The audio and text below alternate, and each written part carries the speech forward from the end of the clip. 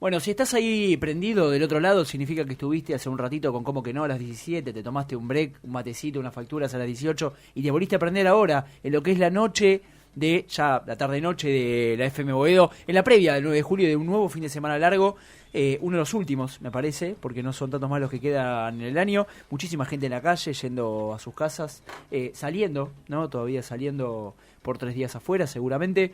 Y aquí estamos en un nuevo programa que decimos es el programa de las vísperas de el 200 aniversario, ¿no? De este 9 de julio, día, se lo reconoce, en el año 1816 los congresales se reunían en Tucumán y emitían, suscribían, firmaban el Acta de Independencia. Incorregibles en una producción fuerte, una fuerte producción. En realidad, más que nada, buscando a aquellos que saben, aquellos que leemos y nos interesan. Dialogó con el historiador Gabriel Di Meglio, director del Museo del Cabildo investigador de CONICET y la Revolución de Mayo, investigador de CONICET, autor de un libro sumamente recomendable que tiene 2 tomos, lo recomendamos para todos aquellos que se vinculen con esto de la historia de ciencias sociales, que es Historia de las clases populares en la Argentina, el del siglo XIX, hace él, y le preguntábamos a Di Meglio por la conmemoración, algunas cosas, ¿no? Entre otras la conmemoración de esta fecha y tal vez alguna comparativa con ese masivo evento que fue el bicentenario de la Revolución de Mayo en 2010. Un poco esto nos decía. En las últimas décadas cambió algo muy fuerte con respecto a cómo pensamos la independencia, que tiene que ver con romper con una tradición que incluía tanto desde la historiografía llamada mitrista hasta la revisionista, en ese sentido están de acuerdo, que es la idea de que Argentina preexiste a la Revolución de Mayo y a la independencia, ¿no? La idea de que en realidad los argentinos, de los criollos que ya eran vistos como si fueran argentinos, se independizaron de España. En realidad, hoy en día pensamos distinto, pensamos que en realidad la revolución y la independencia precedieron a la formación de un país que se fue construyendo de a poco gracias a muchos conflictos y que recién se consolida, digamos, en la última parte del siglo XIX. Esa es una diferencia muy grande con cómo se pensaba antes. Particularmente, actualmente hay otro cambio importante que es, sobre todo, diferenciar 1810 y 1816. Esta mirada tradicional creía que el 25 de mayo de 1810 empieza un proyecto de independencia que solo se termina de consolidar en el 16. Lo que sabemos hoy por muchas investigaciones es que el 25 de mayo de 1810 el proyecto de la primera junta no es independentista, sino que es un proyecto autonomista. Lo que ellos quieren es elegir a sus propias autoridades, manejar su propia economía y dejar de depender de España. Pero les parecía que eso era posible dentro de la monarquía española. Es decir, creían que podían construir una monarquía federal en la cual todos los territorios que la integraban, España, el Río de la Plata, Venezuela, México, todos, fueran iguales, ¿no? Y que entonces el rey iba a ser un símbolo de unión de un montón de territorios iguales que dejaban de ser colonias. Ese es el proyecto clave de Mayo del 10. Pero pronto surge un proyecto más rupturista que cree que en realidad el rey de España no tiene ninguna legitimidad y que entonces por lo tanto hay que romper todos los lazos, no solo con España sino también con el rey de España. Entonces, entre 1810 y 1815 hay 2 proyectos en pugna, el proyecto autonomista y el proyecto independentista. Y recién cuando Fernando VII vuelve al trono y decide que no negocia nada, o sea que el autonomismo se muere porque no, digamos, Fernando VII no acepta ningún tipo de autonomía, solo volver al régimen anterior, es cuando toda la clase dirigente surgida en 1810 consensúa que hay que declarar la independencia, que es lo que se hace en el Congreso de Tucumán.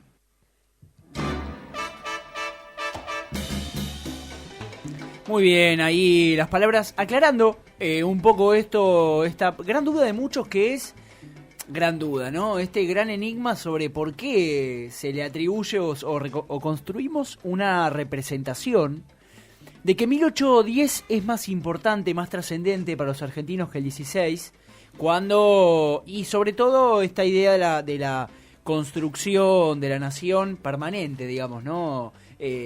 No atada a la construcción de un Estado, que se fue consolidando décadas después, pero interesantes 2 ideas que tocaba ahí Gabriel Di Meglio, que tiene, digamos, estos días seguramente una agenda apretada, y ahí en el Museo del Cabildo de que es directora hay una agenda interesante de actividades, ¿no, Axel? Sí. Obviamente, teniendo en cuenta esta fecha más que histórica, el Bicentenario no pasa todos los días, no pasa todos los años, pasa cada 100 años, básicamente. Una charla que va a estar pasando en el Museo Nacional del Cabildo y la Revolución de Mayo, que va a ser el 8 de julio, o sea, mañana a las 19 horas. Bien. Y bueno, se van a estar tocando distintos temas. Bueno, básicamente acá hay en el evento que vamos a estar subiendo en el Facebook, hay una especie de itinerario, de temario de lo que se va a estar haciendo. Se va a estar hablando acerca de la revolucionaria Juana Zurduy. Sí. Va a haber un cierre musical a cargo de Candela Massa. Va a haber una hora infantil el sábado 9.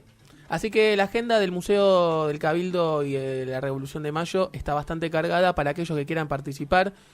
Acérquense, es enfrente de Plaza de Mayo, ahí en Bolívar.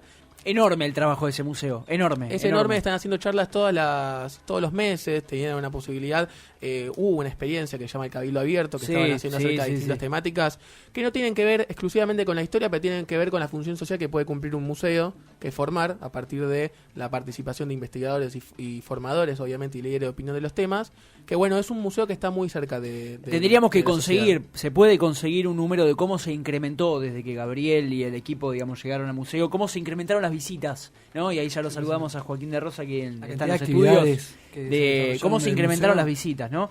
Ahora, hay un personajillo por el que Di Meglio también se ha hecho conocido, más allá de sus libros, de sus conferencias, de su coso, muy querido por los niños y por todos nosotros, que nos hubiera gustado tenerlo cuando éramos más niños, de nombre Samba. ¿Qué es lo que pasa hoy, Nacho Suárez, con Samba? Bueno, no, los que lo siguen a Samba se habrán dado cuenta que no se estaba emitiendo el programa. No se estaba emitiendo Samba, no. El famoso programa de Samba, del cual Gabriel Di Meglio era asesor histórico hasta el pasado cambio de gobierno. Ahora lo pasó a ser Nicolás Simone, que es miembro de la coalición cívica, participó en una asociación civil y en el mismo corte que todos los asesores. O sea que viene de la política también. Sí, bien del núcleo duro. Estaban proyectados dos nuevos capítulos que hasta ahora no se han emitido. La idea es hacer uno solo para los 200 años, que será doble. Uno de los capítulos que no se va a emitir está destinado a toda la historia de Aerolíneas Argentinas y cómo fue cambiando de mano y cómo se fue recuperada en el último proceso político. Y Gabriela Ricardes, que está a cargo de la Secretaría de Contenidos de la Nación, salió a decir que va a haber un pequeño cambio en las historias de nuestro querido Samba. ¿Qué tan pequeño? ¿Qué salió a decir Gabriela Ricardes? Dice que Samba es un personaje que nació con mucha curiosidad y pureza, ¿no? Y que después tuvo que contar cosas que no sé si eran las que quería contar realmente Samba. Algunos temas no respondían a un interés genuino, sino un contenido impuesto, dice Gabriela. Lo que ellos quieren rescatar, dice, es la esencia de la curiosidad como posibilidad de conocer y de mirar hacia el futuro. Bien. Uh-huh. En un ¿Cómo hablar de la historia mirando hacia el futuro? Claro, ¿no? claro. Es una pregunta que nos hacemos bastante. Bien. Porque aparte, Samba es alguien que Samba como personaje es alguien que ha aportado mucho a la renovación en el contenido histórico. Pues la verdad que yo me acuerdo, las personas que a mí me daban en la secundaria eran tipos como Luis Alberto Romero y que Samba te venga a hablar de los personajes históricos, reivindicando determinados personajes históricos que nosotros nunca, yo por ejemplo Juana Zurduy en mi vida la vi en toda la secundaria, chicos, impresionante. Y bueno, nada, es un cambio grande que va a sufrir Samba, pensando aparte, como dice Gabriel, pensando en el futuro, hablar, muy raro todo. Se me ocurre recién preguntarte, ¿qué sabés de los festejos en la provincia entrerriana, digamos, donde el artiguismo y el valor de la banda oriental y el artiguismo es fuerte y es una fecha seguramente sentida? No tengo. Lo que sí es que Macri va, después de muchos años, el presidente va a participar. Estuvimos ayer en una charla organizada por los espacios, por distintos espacios peronistas en el Instituto del Profesorado. Sí. En el Joaquín B. González. Muchas gracias. Sí. Y estuvimos charlando todos estos temas y una de las grandes cosas fue una chica que estuvo hablando del archivo que se creó en el gobierno anterior también, que rescata un montón de los contenidos que tenía Canal 7 y nos estuvo mostrando videos de la cantidad de cómo el desfile militar era la única forma de conmemorar hasta aproximadamente el 2001, la única forma de conmemorar el 9 de julio, y que hasta el 2001 inclusive se seguía nombrando a los soldados héroes que peleaban contra la subversión. De la guerra contra la hasta el 2001 inclusive. Sí. Bueno, vamos a escuchar un poco más. Les contamos a los oyentes que Gabriel lo hemos grabado y nos contactamos con él porque en este momento se está en Tucumán dando una charla, por eso no podía atendernos en horario de programa. Pero vamos a escuchar algo más, digamos, que nos contaba sobre su propia experiencia, ahora sí, en relación a lo que fue el 2010, el Bicentenario, y cómo sorprendió todo esto. La conmemoración de 2010 del Bicentenario fue una gran sorpresa, ¿no? Es decir, por un lado porque en ese momento los medios venían diciendo que la gente estaba muy enojada y el éxito de la convocatoria general fue muy, digamos, mostró que eso no era cierto. Pero yo no asocio la movilización de 2010 con un gobierno en particular. Es decir, si bien el kirchnerismo hizo un gran esfuerzo para que hubiera una movilización masiva y un festejo callejero popular, y el festejo fue buenísimo, también la gente salió porque el 25 de mayo, de hecho, un poco se hubieran aventurado unos días antes que iba a ocurrir la magnitud de lo que ocurrió. Yo siempre cuento que estaba en un panel el 21 de mayo de 2010 que se llamaba ¿Por qué a nadie le importa el Bicentenario? Y al otro día todo explotó, ¿no? Entonces, en ese sentido, más allá del color político, yo creo que el 9 de julio también va a haber un montón de gente en la calle este año, por más que el macrismo tiene una mirada diferente y está dividido entre quienes quieren disputar la visión del pasado previa con quienes prefieren, en una lógica más neoliberal, no hablar de pasado, y entonces se ponen animales en los billetes y se busca, digamos, evitar el debate para pensar en el futuro, es lo que dicen, es decir, como que mirar el pasado es algo que te deja en el atraso y en la disputa. A esa perspectiva no le importa mucho el Bicentenario, pero claro, a una fecha tan fuerte como es un número redondo de la independencia, obliga a algo. Entonces, yo creo que antes de que empiecen los festejos no podemos decir qué va a pasar con ellos. Probablemente además la provincia de Tucumán va a ser algo muy fuerte, porque para Tucumán es un momento clave, ¿no?, en su historia, y más allá del gobierno nacional, digo. Pero es muy probable que en distintos lugares del país haya bastantes festejos, porque al igual que pasó en 2010, es decir, la gente, más allá de las organizaciones oficiales, celebra esas fechas fundamentales como porque son fechas nacionales, ¿no?, como un cumpleaños. Entonces, tienen un peso más allá de la política coyuntural. Ese es el punto mayor que sabemos hoy, digamos, que varía con respecto a lo que pensábamos antes.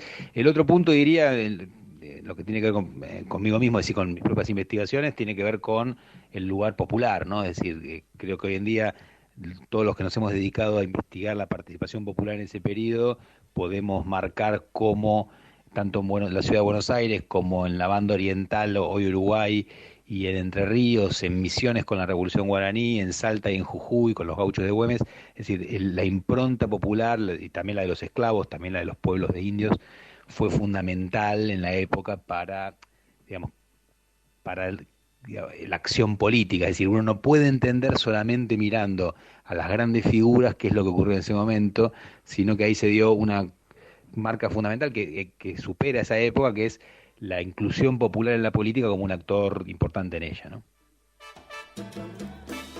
Ahí lo escuchamos a Di Meglio en el análisis de la sorpresa, ¿no? Esto es terrible. El tipo participando de una charla un día antes de la explosión de la gente. ¿Por qué a la gente no le importa el Bicentenario? Y al otro día miles y miles de personas en la calle. Lo que es estar disociado, digamos, ¿no? Y no poder prever eso que va a pasar. Con esto te saludo, Joaquín Pedro de Rosa. Cualquier cosa me pusiste completito. ¿Te acordás cuando Araujo inventaba los segundos nombres cuando transmitía? Sí, ¿te está acordás? bien, está bien. Me parece bien porque No tenés segundo te nombre. saca José. Listo. José. Dale. JJ. No, yo lo que iba a decir, muy, muy interesante el audio. Igual habría que pedirle que nos diga el número que juega la quiniela. Sí. Así le jugamos al Así otro. le jugamos a otro. Porque 2 Sí, días sí, antes. sí. Igual me parece interesante todo el enfoque de lo popular, digamos, ¿no? Sí. Ahí Más allá del hace chiste, bromas Axel más allá afuera del de chiste. cosas, le gustó el chiste, quiere otro. ¿Cómo va? ¿Todo bien? No, quiere Llegué, otro chiste, quiere Uy, otro chiste. Me puse nervioso. Cuidado. No, que también otro detalle que no hablamos, el tema de los naranjazos. Los naranjazos del 9 de julio. ¿No hablaron de ese tema? No, ¿qué pasó? ¿Cómo naranjazos? Se comenta en varios medios de la zona, del NOA argentino, que el señor presidente Mauricio Macri mandó a sacar todas las naranjas cercanas, circundantes de la plaza principal de Tucumán. Apa. Para que, por si las dudas. No sé, eso es lo que pasó. Eso es información fidedigna. Eso es la información. Chequeado.com. La intención no sé cuál será, pero Sí. que mandaron a sacar las naranjas, las mandaron a sacar. Mirá vos.